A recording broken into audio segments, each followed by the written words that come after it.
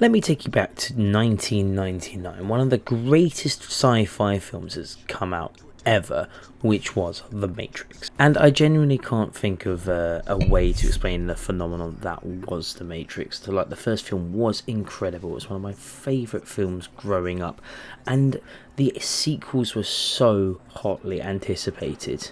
So fast forward to 2003, and everyone's got behind The Matrix Reloaded, which is due to come out, and the media campaign behind the Matrix sequels was insane. There was comics, there was anime, there was games, there was loads of things. The hype was real, and on paper the Matrix should make a really, really good game, and for some reason there's never really been a good Matrix game. But we're going to go through two of the Matrix games that made a big impact on me. Enter the Matrix, which came out at the same time as The Matrix Reloaded and has some interesting bits to it. So jumping straight into Enter the Matrix. This game has one of the hardest control schemes I've ever really played. I don't know whether this was just an era of the time and they hadn't quite mastered third person action games yet, but I was playing this on the original Xbox, and you would think that, like with the original Xbox controller, even with the Duke controller, there's these nice fancy triggers at the back of the controller. You would think that's the gun, the button to shoot your gun, but no, it's the black button, which is way down on the bottom of the controller. It makes no sense at all. But once you've got your head around these weird control schemes, and as well, like the right analog stick does not control the camera, it controls first person mode, which is not really used. Like I said, once you've got your head over these sort of control schemes, there's some good to this game. Now, there's not a lot of information out there about the Enter the Matrix games or the development of the Enter the Matrix games, and if there is, I've completely missed it. But I think this is a perfect example of a game that just had crunch. Like, I feel like they got told that the movie is coming out on this day, you need to get this game done at the same time. One of the things I do really appreciate about this game is it has live action scenes that sort of like complement the movie, and the story to this game runs alongside Matrix Reloaded, and it's such an ambitious project because it's Jaden Pickett Smith and everyone back reprising their roles as Naomi and as Ghost, and fully like live action high budget scenes. You can find like clips on YouTube of just them scenes put together that complement the Matrix Reloaded movie and adds a little bit more as to what's going on, because I'm pretty sure Warner Bros. Thought that everyone was going to consume every bit of media for the Matrix Reloaded and just ran with it and didn't bother explaining anything else that was going on. It's almost like in Rise of Skywalker, where they announced Palpatine's return on Fortnite and thought all the fan base was going to get on that. It just doesn't work. You need the main story bits to be in the main story. But yeah, this game was released in 2003 and was developed by a company called Shiny Entertainment and published by Infogrames. Infogrames? Infogrames, Infogrames, under the Atari brand before Atari went under. And if you want to know how good the story actually is in this game, well, the vast majority of it was written and directed by the Wachowskis, so do with that information as you will. This game was more or less universally panned by most critics when it came out. A lot of people said that the graphics were impressive, but that was about it. The gameplay's a bit boring, and a lot of people had issues with the camera, and I was like, well, it can't be that bad, the camera can't be the worst. But no, the camera's awful. Like, it truly is. Like, it will swip around and do lots of things. It tries to have this weird hybrid of being like a third person shooter but also a martial arts game, and every now and again when you get into combat you'll just have this like the camera will just jut to like a cinematic view to see your kung fu moves, and it just doesn't really it just sort of it's just a bit bland. That's all I can really say about it. And I feel like a big issue with this game, it has to be the fact that, like, who cares? Honestly, like, Naomi and Ghost in the movie were such side characters, and I can't really imagine anyone at the time. Bear in mind, they only turned up in sort of Matrix Reloaded, so as well, like, who's invested in these characters? Like, just to then be like, oh, these are your new main characters. Like, what? Why did they miss?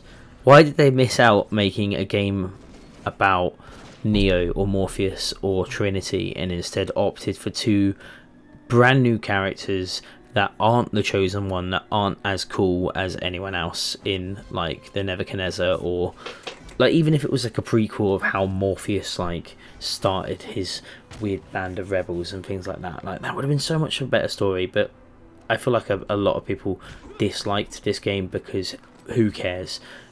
Like honestly. And I guess to some degree as a kid I certainly felt like that as well. Like I remember specifically talking to my friends in the playground at the time, because I was still in school back then. I think I was just starting secondary school. We'll be talking about this game, and we all thought that there was like some secret cheat where you could actually play as Neo in the game, and that's what we all really wanted. But yeah, that just didn't happen because the game, I feel like the game makers just missed the point of what would be a cool Matrix game and decided no, everyone wants to talk about random characters that no one has any investment in. Now we move on to one of the much better Matrix games. The Matrix Path of Neo was released in 2005. Again, developed by Shiny Entertainment. And this time you actually got to play as Neo, and it was honestly about a million times better. Like, this is what you would want to play a Matrix game about. Like, why would you ever play a Matrix game that's not about the main character of the like, I've gone through this in the video. Why would you play a game about a Matrix game that's not about the main character of the Matrix? And finally, they delivered on this game. And it's still pretty bad. Like, I'm not gonna lie, it's still not a good game. But I enjoy this game. I think it has a lot of redeeming qualities and a lot of fun, and I feel that comes across a lot in the game. First off, I just want to say, when you start the game you get to choose between the red and the blue pill, which is standard, and you can absolutely just go, nope, choose the blue pill, that's it, going home. And the game ends, and it's like, that's it, you've completed the game, the credits roll. Like, I think that just goes to show how much humour they put in a game. Like, you can literally go blue, red, blue, yeah, blue, and you just get this like really, like, Morpheus looks at you in a way that's like, I'm not upset, I'm just disappointed in you. And yeah, the credits roll for the game, and that's it. Like, you can and I just think that already goes to show that the people that developed and made this game were already having way more fun with it, because this game's a bit wacky and a bit stupid, and they just run with how weird and dumb the Matrix universe is. Like, there's loads of throwaway lines in the Matrix films that I feel like not enough people really appreciate, and this game just absolutely went for it. It's I appreciate it. It's like a good B-movie game. What more can I say? Like, it's like, it's not ever gonna be AAA. It's just dumb, stupid, and fun. So, as you can probably tell, the game's called The Path of Neo. So what you do for the majority of the game is look at loading screens, because this game has a lot of loading screens, like, all the time.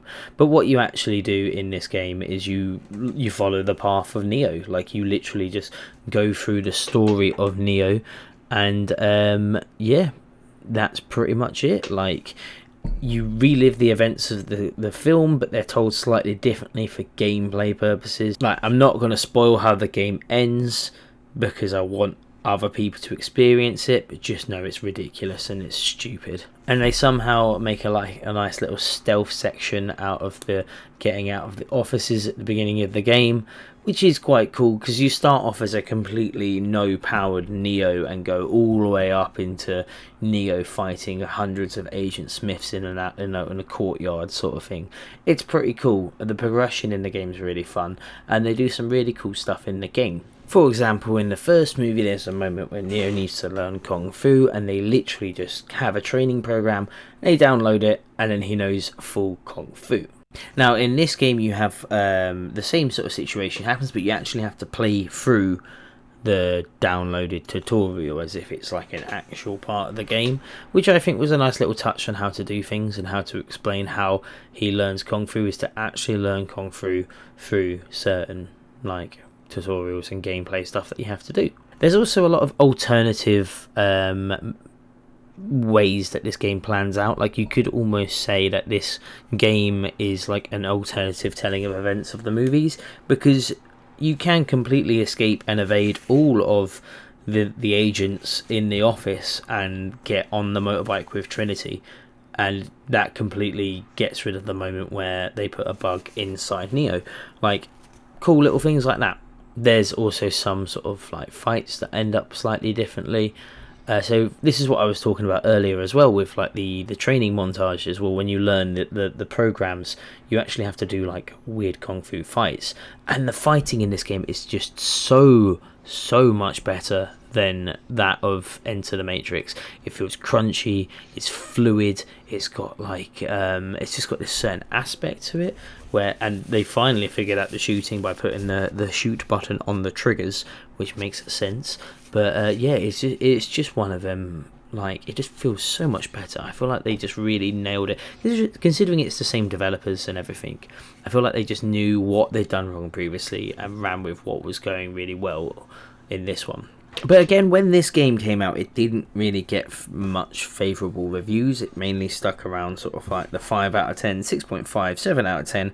Like, it wasn't doing well. It was a mediocre game, and sometimes you just need a mediocre game. Some of the most mediocre games are often the most fun, but that's just my opinion on that. I feel like not every game has to be a 10 out of 10 to be a very memorable game, and this game for me certainly falls into it. I fully admit that this game has a lot of problems, especially with some of the graphics and some of the animations, but overall, fantastic game.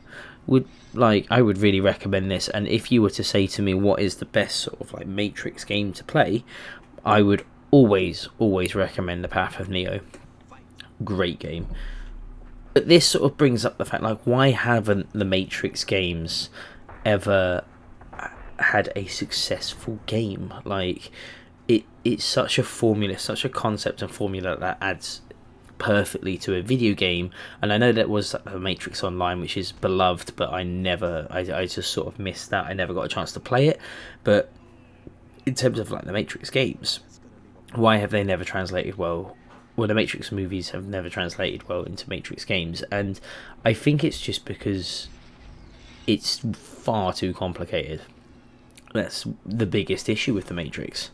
The idea of a character being able to have unlimited power and do anything that they want just doesn't translate well into a video game. It's very much like the Superman situation. Batman makes a great superhero game because he has weaknesses. He is just a normal person.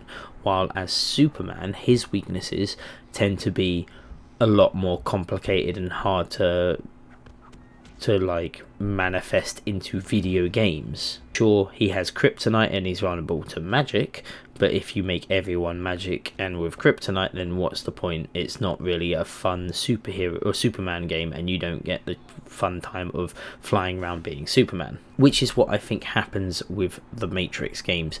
Playing as Neo, who is the chosen one, and once in this game you become the chosen one, it's hard to say that there's no threat to him other than Agent Smith, and that's just a bit and it's weird. Like, these games should be fun, they should be good, and they should be a great formula, but it just doesn't translate well making a game about a superpowered, all-powerful person. And like with Enter the Matrix, it doesn't work well when it's a complete nobody. But yeah, that's my very short opinion on why there's never been a good Matrix game. Thank you very much for watching, and don't forget to like and subscribe to the channel. I'm going to have plenty of more videos coming out over the next couple of weeks, so please just keep tuned, subscribe, like a video, share it to a mate. I really appreciate it, and thank you so much for watching.